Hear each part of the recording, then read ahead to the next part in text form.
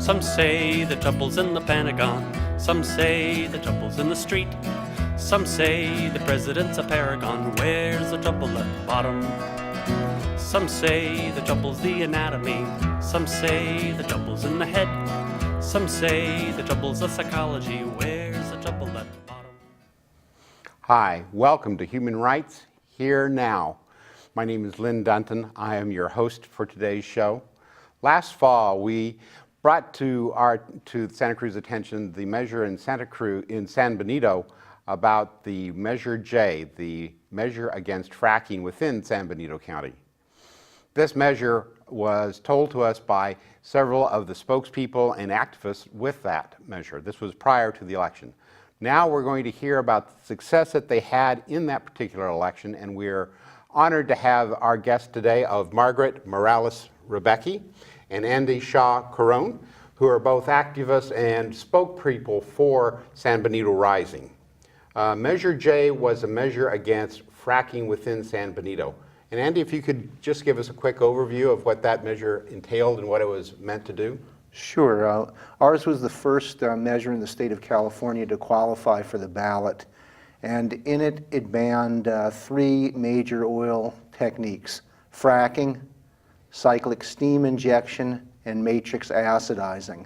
It also banned any oil drilling within the rural residential areas of our county, where we felt that kind of activity was incompatible with people living in their communities. But it does maintain conventional oil drilling in the county of San Benito. Now, is there a lot of oil drilling going on in San Benito at this point? Not a lot. We have 24, 25 existing wells, but in the past we had drilling. There are about 300 plus inactive wells. And with the new technologies coming on board around the country, we did not want there to be a revisiting of larger oil drilling in our county using these techniques, which we thought would imperil the health of the people of our community. So what was the result of the election? Well, it was a great success. We were up against tremendous forces. We were outspent about 14 or 15 to 1. They spent $2.1 million. We managed to raise almost $150,000, which was big time for San Benito County. And in an election where they expected a very low turnout, we had 58% turnout in San Benito County compared to the low 40s for the rest of the state. And we got 58.9% of the vote. And we won in every supervisorial district in the county. That's great, and this goes across all sorts of economic, ethnic, and political lines. Though, from what I understand, that you had a great deal of support from local politicians, both at the local level and at the state level. Fracking just comes along and sort of parachutes in at a wrong time in our history and a wrong economic movement. And I just think that I hope the voters in this county will wake up and realize that fracking is to San Benito County what the vote is important as the vote was in Scotland, where 88% of the registered voters, and there's 98% of the country registered to vote, where 88% of the voters turned out and made their decision. If you get an 88% turnout here, fracking doesn't have a chance. Thank you very much. San Benito Rising is the greatest thing that's happened in the Central Coast since way back with Lighthouse Field. Because what's happening right here is one little potential germinating seed of success of the kind of democratic revolution that the future of our entire world depends upon. Art started off, we're in deep trouble. He didn't use the four-letter equivalent, but that's what he meant. We're in deep trouble here, and boy, are we. And this group and groups like this group are the way we are going to change the world. And we are going to change the world, or there isn't going to be a world. So we're going to do that. Tell us about your effort to get the people out. What were the things that you did to reach out to the community against all the different various segments of it? Well, My strategy was that in order for us to win, we had to focus on getting the Latino vote, which that was what I was in charge of in our committee, because Latinos used to go out and vote during a presidential election. Another was women, and another was the youth. Latinos, in order to get them out to vote, we simplify our message and said, you know, you need to get involved because this was going to affect their life, it was going to affect their environment, their children, and that they needed to get out there and vote. We also, you know, focus on women because of birth defects. You know, it's a pro-life issue that if our water was to be contaminated and our environment, it would affect our children. The third is the youth. A lot of the students at schools knew what fracking was.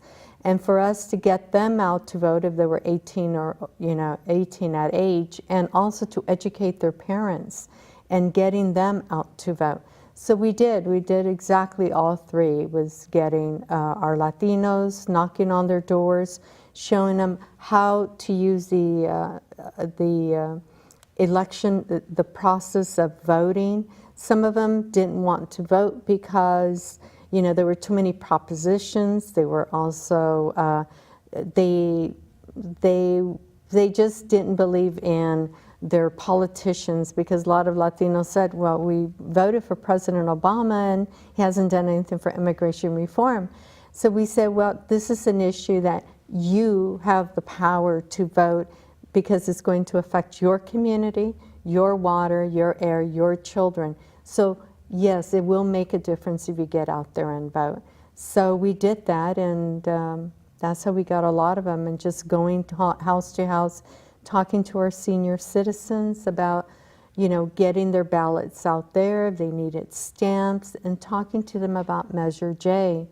And so we didn't knock one or twice, we knocked about 6 times at homes until we made sure that each one turned in their ballot and also voted. So we had a large percentage of people who turned in their absentee ballots. Very high absentee ballot. Very high, because we were out there knocking on doors, making sure they did turn in their. If they did not turn in their absentee ballot, or some of them lost it, we went the last day and said, make sure if you did lose your ballot, you could get a provisional ballot, and they didn't know that. So yeah, we worked very hard in knocking on doors, educating people, going to organizations and events, and we had events, getting the people engaged, and I think that's why a lot of them went out and voted. Now you, Andy, from what I understand, you had some debates at the local high schools in front of It was economics classes and government classes. Now I'm a former teacher, and I actually kind of had an advantage in that the person that they had debating me was more involved in kind of public outreach, public relations, and she had reached out to the schools and asked to present in these classes, and the school, to their credit, said we need to have somebody from both sides. So in the course of 2 days, I think we had 9 debates in these classrooms, and the kids were very informed. They were very interested in the issue. They asked really good questions, and I say my opponent made a mistake in that when a high school kid asks a question, you want to answer that question. You don't want to talk about something else that you want to talk about. And the feedback I got was that a lot of those kids went home to their parents and told them, this is how you need to vote in this election. And I think there was a lot of that where the young people were taking the lead in discussions in their families about the future. You know, I was reviewing some of the material that's still online from the San Benito United, which were the people for against Measure J. It's confusing at times being able to get the yes, no all together. But you know, they seemed to really purport the fact that they had a great deal of majority of farmers and business people on their side at this point. But you know, in talking and looking at it, from what I've seen, it doesn't seem to be that way. Well, what happened, and I think has happened There's a very shallow democracy, I think, in America right now. You get organizations that say they're in favor of certain positions, like the Chamber of Commerce or the Farm Bureau or the Cattlemen's Association, and many, many other organizations that kind of amplify the voice of corporations and powerful people. In many cases, they have a broad base of membership, and they never ask those members what they think. And so they rushed on the other side to get the endorsements of these organizations and to put it out that they were on board against us. And we didn't accept that. We reached out to members of those organizations, asked questions, asked to make presentations, and we began to build up lists of former leaders of those organizations who endorsed us. The Chamber of Commerce, which had come out against Measure J by the end after we spent enough talking, withdrew that position and just went neutral. And it was clear that we had quite a few farmers, ranchers, vintners, and business people who had broad credibility in the community. And I think that made a big difference, that we didn't cede any of that territory to the other side. Yeah, the incredible amount of money that was spent on this particular election that came almost exclusively from outside of, I mean, again, that were against Measure J, the $2 million, it's just, and most of that was from outside of your community, whereas most of the money that you raised for Measure J was raised locally. Who was it that was actually funding these efforts from outside the community? It was entirely the oil industry. There was a organization, it slips my mind the name of the coalition they created. I think it was about energy independence. I can't remember the exact title, but it was Chevron and Occidental Petroleum, and there was a Texas oil company involved. So it was pretty much the usual players, the oil industry, the same folks who contribute heavily to our politicians' campaigns. They put the money in for this campaign. Only $50 came from anybody inside our county for That's the No incredible. Yeah, so we also got endorsements where I felt that we needed also to get the ranchers, organic farmers, and a lot of them did donate that money because they knew how it was going to affect, their vineyards, their produce. But we also talked to other organizations to donate money. We talked to many various organizations, the realtors, how it was going to affect, property, their housing, and everything. So there are other organizations that also donated money, but a lot of people were also involved that endorse us, doctors, nurses, politicians that, we convinced them, like Sam Farr, he made Pinnacles a national park. So we were concerned about our national park too, because they were going to put 1,000 oil wells next to 6 miles away from the Pinnacles. We were concerned about condors flying way out, into Big Sur and how it was going to affect their environment. But we did get a lot of organizations to donate and that felt that they were supporting Measure J. So that's how we got. We have another clip from Luis Valdez. Could you tell me a little bit about? Yes, Luis Valdez is the co-founder of Teatro Campesino, and we wanted him to get involved because he's well known in our community. And we did get a lot of politicians who are very credible and well respected, and he is one of them. And we put his picture in that, and we did a press conference, and we asked him to speak. And he's aware of, in Kern County, Southern California, the majority where there's fracking going on, 90% is happening in Kern County. It's affecting Latinos. So this was a human rights issue. Also, it was a social justice issue and environmental, justice. That it always affects the poor people and our Latinos. So, he was involved with the United Farm Workers and with the pesticides. It's almost the same thing. What's going on with fracking? I think that the whole issue of fracking is something that pertains to all of us in the most intimate and basic way. And this effort to try to bring fracking to San Benito County, I think, is a reflection of where values are. If fracking is not being done in Beverly Hills, it's because the rich live there. If it's not being done in Santa Cruz, it's because it's an enlightened community, but it's also a natural resource. Why destroy the coastline? But this doesn't give oil companies the permission to come inland to pristine California landscapes like San Benito County and destroy it, because a large part of the population is campesino, a lot of the population is low income, Hispanic, and therefore vulnerable. And therefore, one would assume, or they assume, voiceless. Well, they are not voiceless. And those of us that live here are determined to work night and day to prevent this from happening. They are messing with our livelihood. They are messing with our life. They are messing with our survival. Social injustices grow like weeds, and they have to be cut down. They don't stop growing. If you can cut down a whole new set of weeds, and you come back a year later and the weeds are back.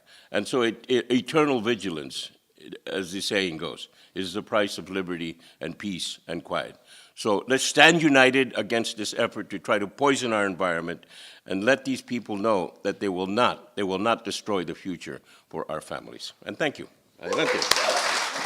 I don't know that I have a clear idea until I got involved with this of what San Benito really involved, but it's a farming community that has a very large organic farm and wine business.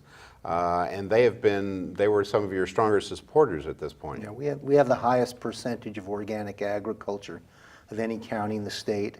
As you said, we have a growing wine industry with very respected vineyards, wineries, and we also, along with this strong agricultural base and a good reputation, we also have the only national park for hundreds of miles in the Pinnacles National Park. We've got 3 state parks. It's a very beautiful county. It's not a big population. What is it, 40-something thousand people, and but it's a place where people feel like they have a good future ahead of them, that they've got real assets that could be pulled together, and that they could build a prosperous future on that. And increasingly, they were faced with the issue of what kind of future do they have, and who should be making the decisions about that future. And from the moment when we started collecting signatures to put the initiative on the ballot, that was what we said to them: who should be making this decision? We think the people should be making the decision. And now we're, of course, the oil industry is not very happy about the decision we made, and they're not very respectful of that, but then they've never been great advocates for democracy. We also talked about sustainable energy. We have the most organic farming.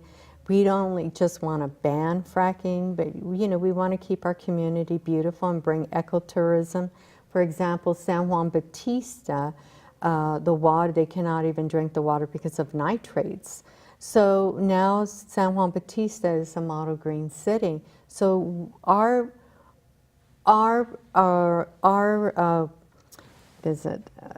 we didn't just stop banning fracking, but we want to continue solar energy, do wind energy. We want to, bring ecotourism to Hollister because we're proud. It's such a beautiful county. I just came from Kern County and Ventura, and you see all these pump jacks. You see schools where they're fracking next to them, and the children cannot even get out there and play at recess because the toxins, the smell is unbearable, so they have to stay in the classroom. I thought, why? Going to Oxnard, you have the field workers picking strawberries, and next to them you have injection wells where you have these crews that are coming in working with a mask, gloves, a cover, and you have your workers out there picking those strawberries, smelling those toxins and covering themselves. And when I came back to Hollister, I said, thank God we passed Measure J. I was so happy. In talking about water, fracking and the fracking methods tend to take a huge amount of water to accomplish what they want to do. And certainly California is in a drought at this point in time. What is the water situation like in San Benito? Well, San Benito County is virtually 100% dependent on groundwater. We get some water from the, the state water project, but there wasn't much to be gotten in the last couple of years. Yeah. And they try to store some in the groundwater there. But pretty much all of our cities, the two incorporated cities, Hollister and San Juan Bautista, and all the unincorporated communities are dependent on groundwater. And pretty much anything that happens in any part of that basin is going to happen to all of us. There's a net flow of water from South County up toward Hollister, out towards San Juan Bautista, and then out toward the Pajaro Valley. So we're in a lot of ways, the area around Aromas, where I'm from, is a big recharge area for the Pajaro Valley aquifers. And so people understand that their future and their health is tied up with those aquifers. Okay. Because that, it's one of the thing that sort of brings that to mind was that, at least for me, was that there have been a couple of huge spills in North Dakota here recently of the fracking waters that they have been using, which, is often touted as something that they reuse constantly, but when you spill 1 million gallons one day and 3 million gallons, several months later, it really questions whether how reusable that is or what's going on with the use of that particular water supply. And we've had in Kern County, the Dogger, the state agency that regulates this, has shut down wastewater injection wells almost inevitably with these techniques, these enhanced methods that use a lot of water. They end up pumping up water that's now contaminated, and now they have to do something with it. And usually what they do with it is deep water waste injection wells. And they had this idea that somehow you could do that and not contaminate your nearby aquifers, and they're finding that that's not true. That it's continuous, it moves along, and once an finds a way. aquifer is contaminated, it's pretty much contaminated for good. Yeah. Or for bad. Well, they always said that they were not going to frack, and that is true. They're not fracking. It was cyclic steam injection. But still, once you allow the oil industry to be there, then their next step is they would do fracking. Fracking consists of millions of gallons of water that they would use. Like they do in Kern County, the farmers only could use so much, but the oil companies could use thousands of gallons of water, which the farmers are the ones who need the water in a drought in the state. But cyclic steam injection, they were also going to be using lots of water, and we just didn't even want that at all. Since the vote and the passing of the measure, what has been the reaction of the oil company, at least locally within San Benito? Have they come back with anything in particular to? They've written 3 letters to our county supervisors, county council, basically making outrageous claims of financial losses for not being able to go ahead and extract the oil in the ways that they want to extract the oil. And our lawyers that help write and draft this initiative think their case for takings is very, very weak. I think it's more an effort to try to intimidate county leaders and to create an example, because there are now other communities, La Habra Heights in Southern California, other communities are looking at doing similar initiatives or having their elected representatives do what Santa Cruz did and change zoning and change the general plan to stop these activities. And they want to basically send a message that when you thumb your nose at the oil industry, that there are going to be consequences. And we're confident that when we go through this process, we're going to have to gather up resources. We're going to reach out to people throughout the region and throughout the state and ask for their help in legally defending both Measure J and the county against these takings claims. But we're confident that through the process that the county will prevail, that the people do have the right to make these decisions about their future. So far we have 25,000, and so there's other organizations who want to donate for the legal defense. Because just because Measure J won, we were going to continue with San Benito Rising, and we're involved in doing other workshops on renewable energy in our county. And so the people are interested in what we're doing, that they're donating. So we have about 25,000 or 28,000 right now. Dollars I mean, democracy is contagious. And more than anything else, what a lack of democracy depends on is giving people a sense that they don't have power, that you can't beat the powerful. And so when they come after you and they throw millions of dollars and you still beat them, that creates a contagion of hope. And that can be very unsettling to the powers that be. Have other communities put these measures on the ballot, or have actually got active measures in front of their city councils or La Habra Heights has an election in March. Where they are going to, an initiative very similar to ours, drafted by the same law firm, Shoot Mahaly and Weinberger. And the oil industry tried down there to distort the packaging of the initiative, the language that would go to the voters, to try to make it so it didn't really reflect what the initiative said.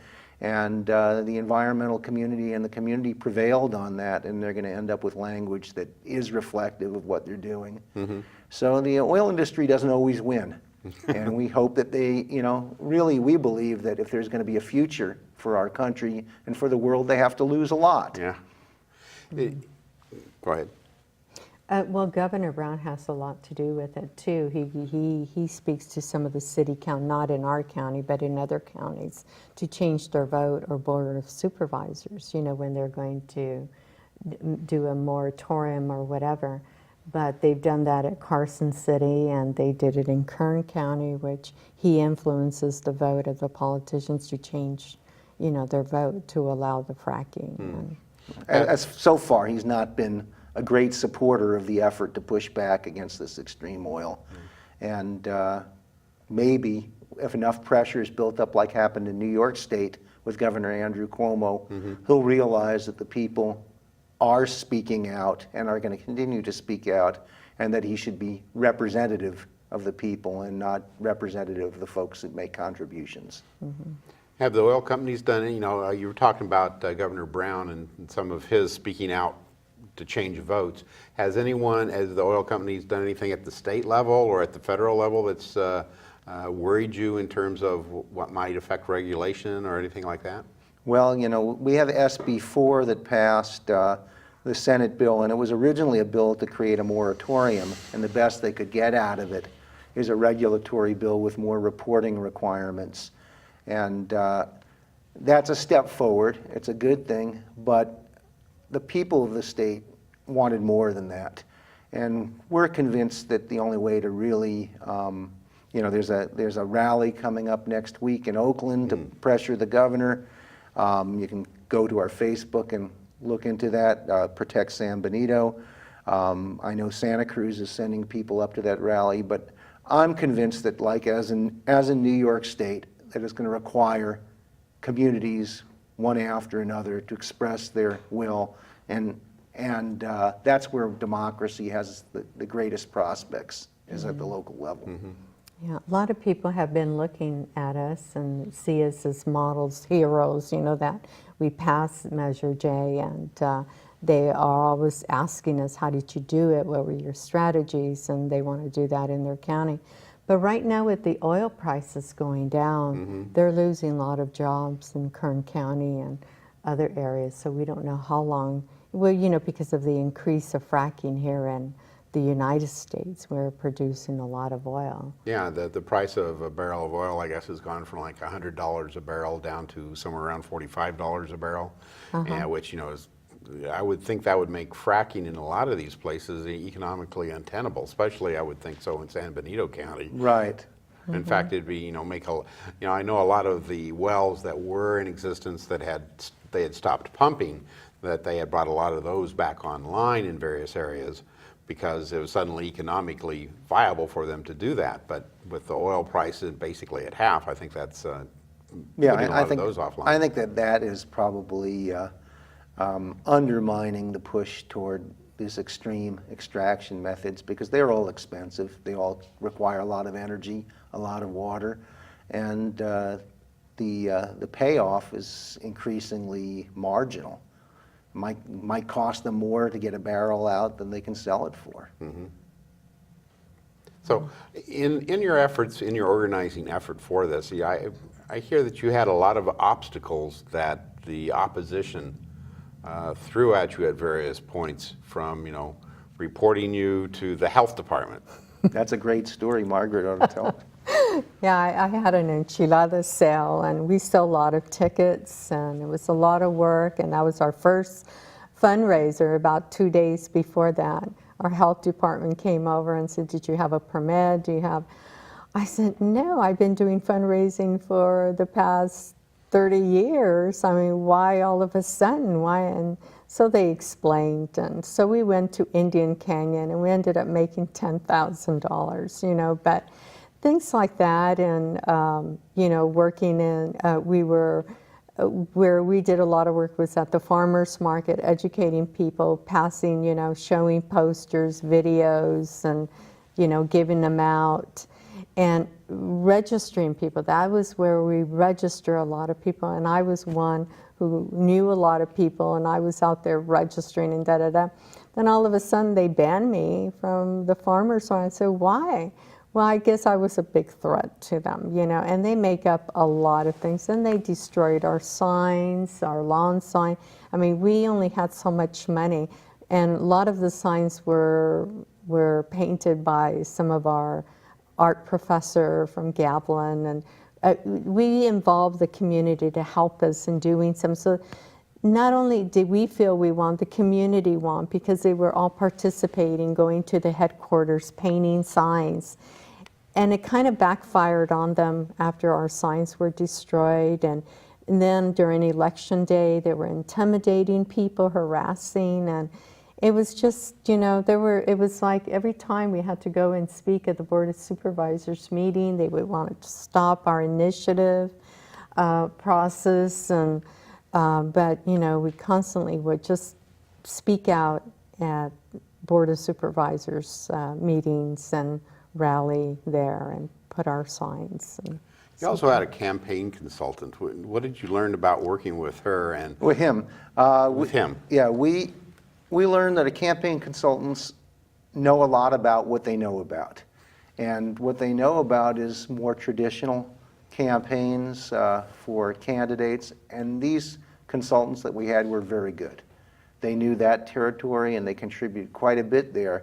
But they didn't know that this was not going to be your typical campaign, that this was not going to be one where you just worried about the high propensity voters, that we were going to involve people, and we were going to have people who normally didn't vote coming out. They weren't as used to a real grassroots Democratic campaign where education became central to it, where each person or many people became their own campaigner. Even if they weren't officially a canvasser, they were talking to their friends and their family.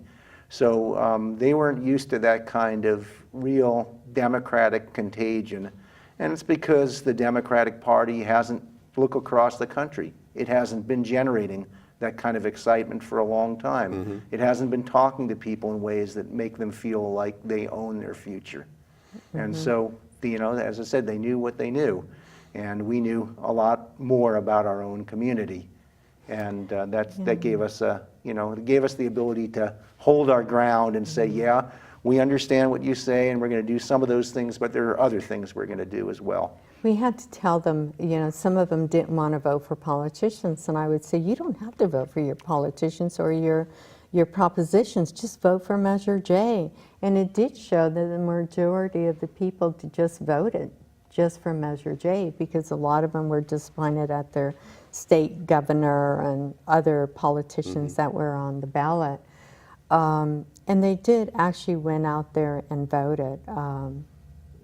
But as you had said earlier, the Latino vote doesn't normally come out, and I guess your campaign manager had said, you weren't going to get that, but you were able to. Well, because we had people that were working on the steering committee that were, one was a realtor, and she was born in Hollister, and the others we had been teaching for 40 years, so a lot of our voters were the parents were our students when they were little, so that we knew a lot of these people. And we've been activists, we've been involved with citizenship, with immigration, and so people knew that we were very credible, that they believed us, and because they were watching the TV commercials and everything, kind of backfired. In one of the commercials, they had ISIS there, and also the World Series, they did a commercial. After a while, people were just thinking, it's kind of ridiculous. I don't know whether to believe them or not. They were actually comparing you to ISIS in your commercials? Oh, yes. They were constantly trying to, hit our character that we were radical extremists. And I would always say, we're from Hollister. We're not the radical. But they would never interview. They would interview other people who would come and help us, or from out of town, but it was mainly us that was there in Hollister that people went, truly believed us. And I think just knocking door to door, it was just, and we would have one leader in one block and say, you make sure these people get out there and vote your neighbors. Convince your your neighbor who has a no on J, why he should vote yes on J. So it was part of the whole community, getting them involved. Yeah. How many activists did you have, or people working to campaign and to knock on doors? Because it sounds like, it was hundreds, because even in the very beginning, we had over 70 people that helped collect the signatures to put on the ballot, and it only grew from there. So it had to be in the hundreds of folks who actually took part in knocking on doors, standing on a street corner for a holding of signs, and then hundreds more who informally talked at their workplaces, talked to their families. You really had a sense that it was everywhere. And to some extent, we probably benefited from the oil industry's blanketing the media with the advertisements, because you couldn't find somebody who hadn't heard about Measure J, and then they were starting to ask questions. Well, who's on whose side here, and what's their agenda, and who's really more concerned about the future of our county? Yeah, the impression I get of how this campaign came out was that the large money oil company campaign was mainly television and flyers, radio, and radio, but very little interpersonal contact. Whereas when I hear about what you guys were doing, you were there talking one-on-one with people, and then wow, the oil money was raising up the consciousness of the issue. You were actually going out there and telling people the facts of the issue, or at least showing them that the neighbors were concerned about this, and that there were activist people within the community. So they made them aware, and we made them smart. Well, we talked about health issues. All they talked about was jobs. It was going to bring jobs. It was going to help the community. But we explained to them, how it's going to affect their water, and that we were in a drought. We couldn't, afford to use that water on doing cyclic steam injection, or if they were going to be fracking, how it was going to affect their air, the environment. And so I think a lot of them said, yeah, this is my community, and I'm going to do something about it. Yeah, the idea that this was going to be a big impact in terms of jobs and tax revenue. You had some interesting facts about what... Oh yeah, the Farm Bureau they hired an economics firm to do a report and evaluate what the industry was providing to the county now and what it could provide in the future. And it turned out that only $1,026 was coming from the oil industry into taxes.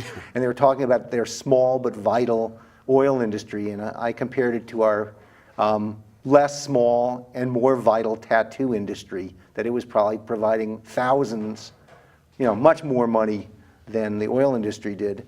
And their Jubilee proposal, their big picture was this project by the Pinnacles National Park by Citadel Exploration. And in that, they talked about upwards of 1,000 wells just 7 miles from the national park. And when you talked about that, most people said, we don't want to surround our national park with oil wells.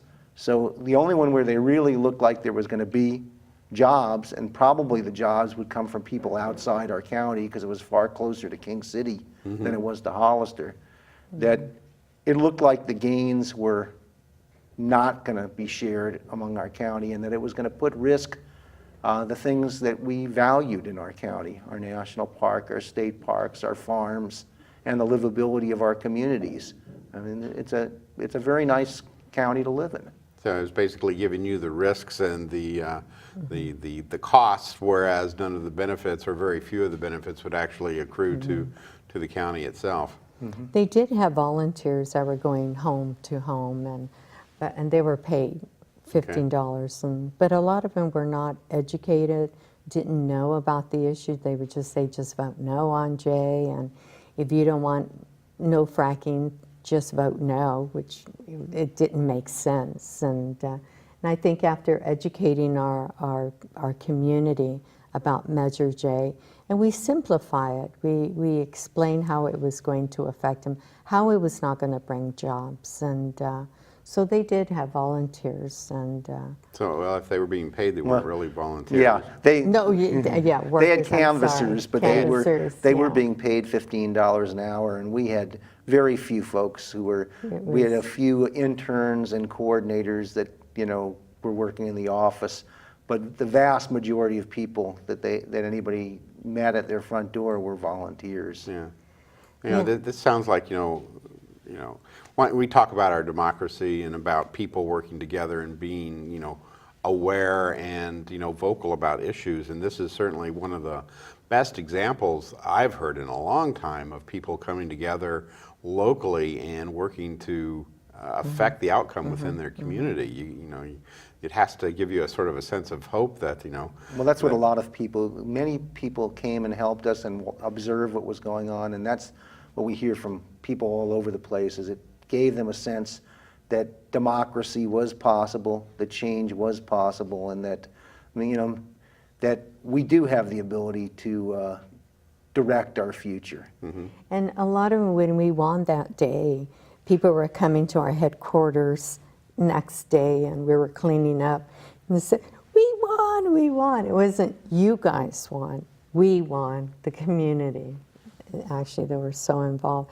But it was, I think after being in politics for 40 years, I have to say this has been one of the best campaigns, because we worked together, we supported each other, make sure that other people didn't get burned out, we got people involved. And teachers were one of the ones that helped us a lot, retired teachers, even teachers that were working right now. And but we supported each other. If they were canvassing late at night, I would say, come over to my house. We all came over.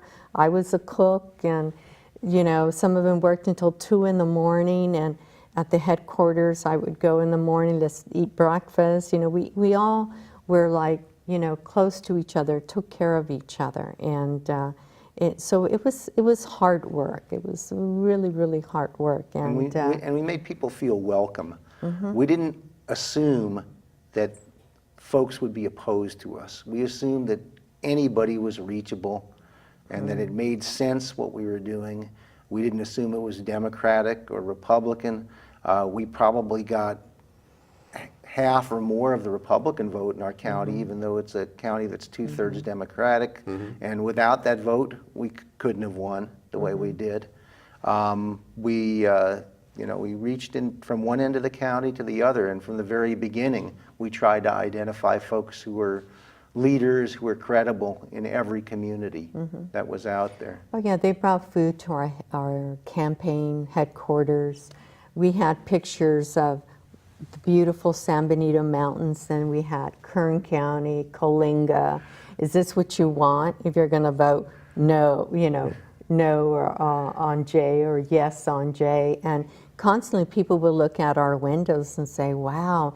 And people would make up signs, and even the signs that we had out, students from Gavilan College were making the signs, so they all felt part of it. And that's mainly what we did, was getting them involved. We got doctors involved, nurses. We got an endorsement list of farmers, business people that were well-respected politicians. So when patients saw their doctor endorsing Measure J, they thought, well, I better vote for Measure J because my doctor is supporting Measure J. And that's how we did it, by getting an endorsement list. We were also at the county fair, and we had a booth of all information. People were stopping by. We would make T-shirts, vote yes on Measure J. We made, what else? Boy, we had yard signs. Yard signs. You know, one of the things that was clear is that when you walk through a neighborhood, there were far more supporters of Measure J than there were opposed. And they got to the point of being desperate because we had so many more signs up that they started destroying our signs, but also they started putting up piles of signs in public easements without anybody's permission in Caltrans areas and others. And eventually those were taken down, but they just put them anywhere to try to. They were desperate Yeah. at the end. Okay, you know, after this success, what is the future for San Benito Rising? What are the efforts that you're going to be doing next? Because this sounds like you've activated a whole cohort of people. So what's happening next? Well, we had a workshop about two weeks ago, and we had about 115 people attend, and we had people from solar energy, wind energy. We had our organic farmers who are using solar energy. It was a whole workshop on, About the choices. renewable- the choices that we have in our community, and what we're going to try to do in San Juan Bautista, because their water is contaminated with nitrates. But what we're thinking of doing next is having maybe another kind of a mini conference in San Juan Bautista.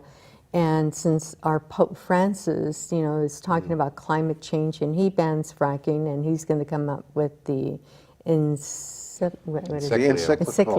Yeah, and what we're thinking about doing is talking about climate change and making people aware and getting the church involved, after he makes his statement, and inviting our parishioners, about how we need to be stewards of the earth. So we're not stopping. We're still working and organizing. I've been to Kern County to see in what way we could help Kern County. We're working also with Ventura County. We're going out there and trying to see, in what way is it that we could help. So I've been involved in those areas, but we're still going to be very involved with our community. And we're also, there's a push we've been working on throughout this process to look at San Juan Bautista as a model green city. They did a resolution, a unanimous resolution by the city council to endorse this idea of making the city an example for the rest of the region and the state to look at as to what a community can do in regards to energy and water and other resources. The motto of San Juan Bautista is City of History. And we gave a speech at the Intersolar Conference, my wife and I. It was City of History and City of the Future. Because we argue it's a very small town, about 2,000 people, 700 or so homes, that if you're going to show what a community can look like, it's best to have a community that people can come to, that it's not far away, not off the beaten path, and they can walk around and see what it looks like to have a community that's meeting its energy needs in ways that doesn't destroy the environment, that's thinking about its water, that's connected with the farms around it in a positive way. Is there any particular issue? Measure J was certainly a polarizing issue, if nothing else. It certainly brought people out. Are there any other issues that are drastically facing San Benito at this point that might do the same thing, or issues that might come up in the future that you'd be working on? Well, there's certainly issues about development in the future and how that development happens. Because of the limited resources that we have, there needs to be a lot more thought about how we deal with energy, how we deal with water, how we deal with the treatment of waste, because that can begin to really deteriorate the quality of life in a community like that, and the resource base like the water that the economy depends on. It is, a lot of the folks are, commuters, but they came there because it was both affordable and attractive to be there. And so somehow we have to figure out, as we move forward and build an economy there, that it doesn't undermine what has, supported it so far. Okay. we've talked a lot of different things, different aspects of not only Measure J, but of the various obstacles and things that you did for that. Is there any particular topic that we've missed at this point that we should delve into? Well, certainly, you know, I think we've said this before, if we're going to be made an example by the oil and gas industry because of this, you know, they don't want communities to believe that they do control their future. It's really important for the rest of this region to help in the defense of a community that's saying we are in charge of our future. I think in one speech, and throughout the campaign, I kept on saying the oil industry cannot afford for Measure J to win, and the rest of California can't afford for us to lose. And that's still the same right now. We are going to reach out and ask for more help, and we're going to need it. And we're just watching our politicians, and we're going to try to get some progressive people who are going to make good decisions for our community. So I think that that's another thing. And I think we've been going to Board of Supervisor meetings to make sure that, you know, what are they voting on, what are they deciding for our community, you know, that we Make need sure to they be defend aware. what's the decision. Yeah, and defend also Measure J, because that was the will of the people. Did, in terms of your Board of Supervisors, did you have broad support across your Board We of had Supervisors? two out of the 5 members of the supervisors endorsed us in the lead up to the election. 2 stayed neutral, and 1 was opposed, and basically spoke out in favor of the oil industry's position. But since the election, and we were told the 2 that had stayed neutral said that they would go with the will of the people. And so far, it looks like they are supporting the will of the people. So, of course, you have to keep on watching and keep on reminding folks, but so far it looks good that that they understand the people have spoken and spoken pretty clearly. And it's good politics to defend the will of the people. Yeah. He gets you reelected. And we're talking to other people like Kern County, Southern California, to certain people, you could do it, you know, don't give up. In what way could they organize and do what we did? But it's difficult there because they're already fracking. And a lot of those jobs is with the oil, 90% there. But they could start with different counties. We're starting with a variety. I think we're going to do something with Monterey and an ordinance, or either ban fracking. We're not sure what they're planning. You don't know exactly what their plans are in What their Monterey? plans are now, but you know, we're going to be out there to help them, and we're out there, you know, to help them and what way they could win or how to organize themselves. And that's what a lot of them are looking, you know, up to us, is how did you guys do it? How did you organize? What did you do? How did you go about it? You know, but certain communities are different, like Kern County, and so, but they could do it. And other small, like starting in Arvin, Delano, certain, because Santa Barbara did a whole big county, and that was humongous. It was difficult. They started late, and they didn't win. So, you know, in Southern California, they want to start in small counties. Yeah. The one supervisor that came out in favor Of the other side. of the other side, what has his position been so far? Has he said her. anything? Oh, her. Sheen. Yes. We haven't heard a lot since the election, and so we don't know what, you know, where she is so much right now. It's been muted somewhat, but she certainly was really a vocal spokesman for the other side before the election, and we're hoping that that she has the respect for the people in her district, that she'll be there to encourage a vigorous support of this, because as I said, the people have spoken. You know, they have quite loudly for an American election. Yes.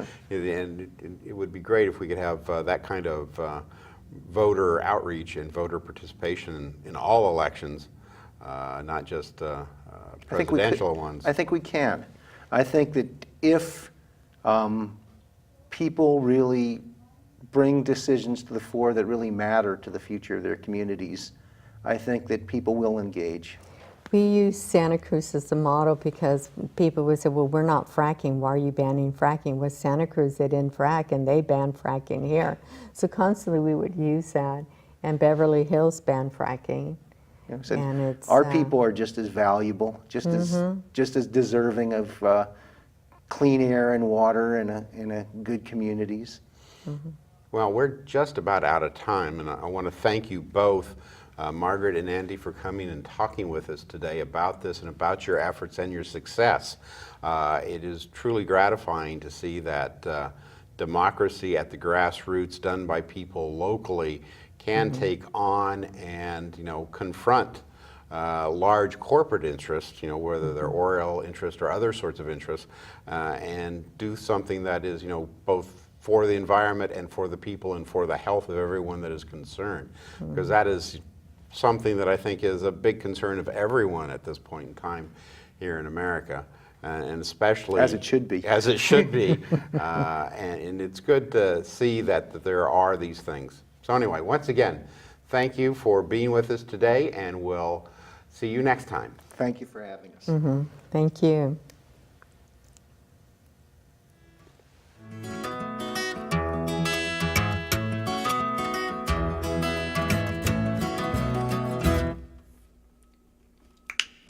Some say the trouble's in the Pentagon. Some say the trouble's in the street. Some say the president's a paragon. Where's the trouble at the bottom? Some say the trouble's the anatomy. Some say the trouble's in the head. Some say the trouble's the psychology. Where's the trouble at the bottom? Trouble, trouble, where's the trouble? Oh mama, where's the trouble? Got a headache, seeing double. Where's the trouble at the bottom? Trouble, trouble, where's the trouble? Oh mama, where's the trouble? Got a headache, seeing double. Where's the trouble at the bottom? Some say the trouble's with the principal. Some say